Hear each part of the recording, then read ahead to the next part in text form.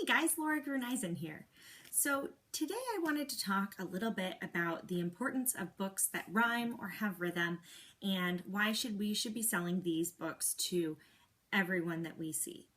So one of the reasons that rhyming and rhythm is so important in books is that it teaches children how language works. So how to notice sounds within words. Some of the books that are really good examples of that are any of our phonics readers. So I have here Raccoon on the Moon. When you are looking at these phonics words, so it looks here like Zip's buggy chugs up, he whips out a tool.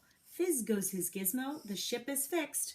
Cool. So when you notice those two words at the bottom, tool and cool, you're noticing that there are common sounds within those words. And even as a younger child who's not really reading on their own yet, but is listening to the story, they hear those commonalities and it starts to create a richness for them.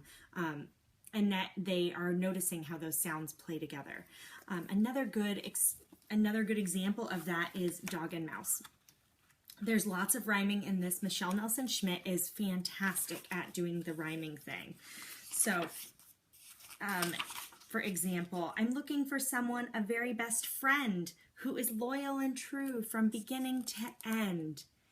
That starts to help them understand that there's some commonalities in those words. End, friend, that they have similar sounds.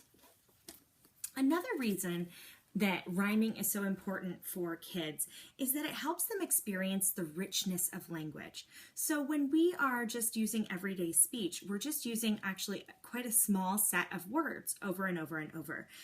When you are reading a book that contains rhyming, sometimes you have to think outside of the box. One book that I really like is one of our new releases, Crumbs. This is a great one for older kids, especially those who are reading independently, because poetry is still important even if you can read on your own.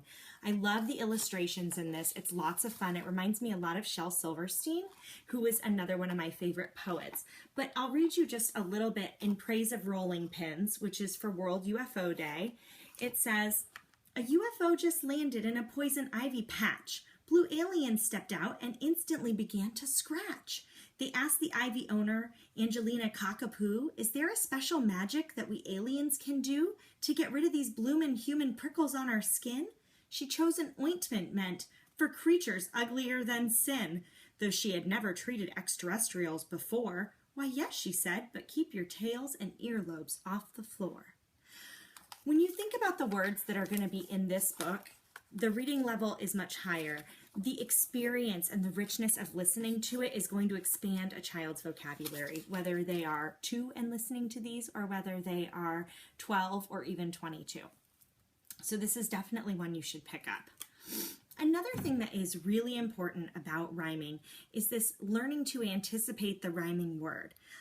So it really prepares them to make predictions about reading, which is something we do in the rest of our reading careers. One of the authors that's really good about that is Eric Odie. All of his books rhyme, and I do love his newest one, Too Many Tomatoes. If you look, you can actually on the page help them to make the predictions. So when I'm reading this with my 3-year-old, I'll pause and allow them to fill in the missing word. So grandfather's garden is popping with peas, it's buzzing with blossoms and bumbly. When they have that chance to guess, that's a great way to teach young children how to predict. And so with rhyming, it gives them that hint, and the richness of language gives them the clues to make the appropriate guess. Another person that does a great job with that is Janine Bryan and Ann James with their I'm a Hungry Dinosaur. If you look, it's actually illustrated with chocolate and sprinkles and flour. But it's I'm a hungry dinosaur with a cake mix for the pan. I'll tip it in and pat it down and smooth it best I can. So when you allow kids to make those predictions, it really buys them into the story and the fun. This is a great one because it also involves gross motor skills. And when you involve more than one sense into the book, more than one type of learning, you really are getting a book that's packed with education. So when you learn how to rhyme, it can also help with writing, because oftentimes words with common sounds often contain common letters. So cat, bat, rat all have that at sound. One of my favorites for talking about rhyming in the classic sense is obviously nursery rhymes. Anyone who has had Mother Goose knows that this is one of the foundations of a child's library, and that when we read these, we're not just reading a silly song, we're teaching how to read. We're teaching a love of reading, and when you have these and you can read them in your, and you can actually look at the words, you start to see some of the commonalities. So, Georgie Porgy, pudding and pie, kissed the girls and made them cry. When the boys came out to play, Georgie Porgy ran away. So I love this one. It's really neat also because it shows also that sometimes rhyming words can sound the same but not be spelled the same as well. So on the opposite can be true, but it really teaches them about that writing language as well. I love this one especially because of the rich illustrations in it. In the library, the little ribbon bookmark makes it really fun for reading as well. You can mark your favorite ones and read them over and over again. That's one more tiny tidbit too.